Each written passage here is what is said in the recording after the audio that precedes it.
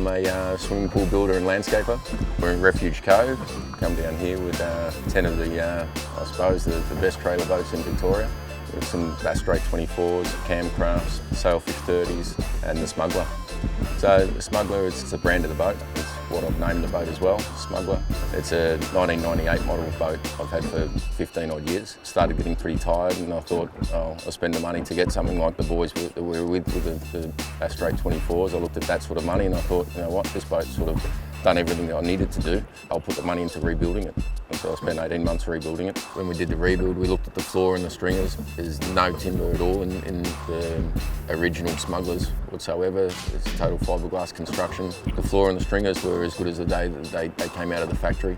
So I didn't have to do anything to any of that. So it was still rock solid. We cut out the dash so I could fit twin 16-inch SIMRADs. We did the full electronics package with the autopilot, the radar, twin 16s. Cut out the stern so we could put a live well. Got tackle boxes both sides, redid the seat boxes. Cut a dive door in, that worked out really well.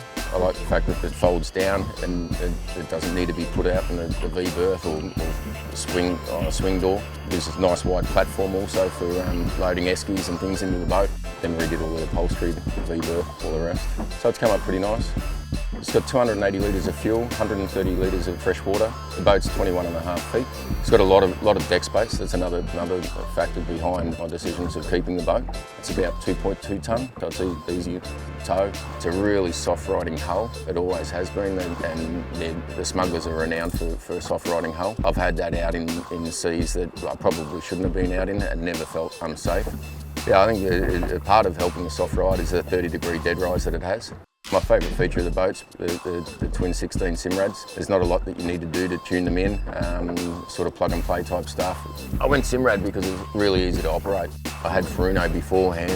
It was like you needed a PhD in bloody tuning bloody things. I looked at all the American sites, The Whole Truth and all the rest. I read all these guys' forums and all that type of thing, and they were all talking it up, so I went SIMRAD. And I haven't been disappointed. The transducer, I got a B175 high wide, which has been a game changer really. Works perfect in the bay, works great for offshore, and pretty much count the fish in the school. It was actually the first B175 high wide in Australia to go in. Took Adam's advice from David Marine and I thought, oh, all right, let me be the guinea pig. Pretty much everyone in Victoria is running a B175 high wide.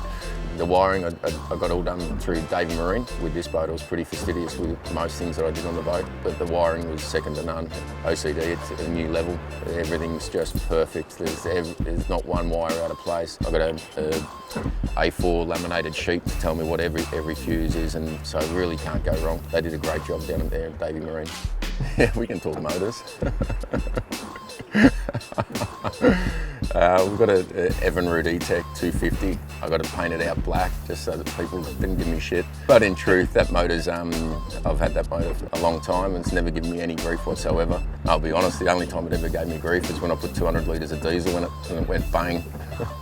So, but that's because I was perving on the chick on pump number 5 at the servo. So I went with a trans-style trailer, so we redid the trailer as well. A couple of mates have got them, we've all been happy with them. So that was probably the reason that I went for trans-style. I had a look at a heap of different trailers, but in the end I sort of went with what other guys had done before me. It's worked out really well. It's definitely turning some heads.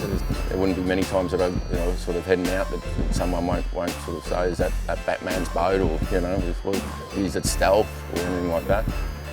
Every time I'd go down the boatyard, my wife would be like, how much more is that bloody costing? But she was pretty good with it as well. She knew that I loved this boat, so it just sort of become my pride and passion.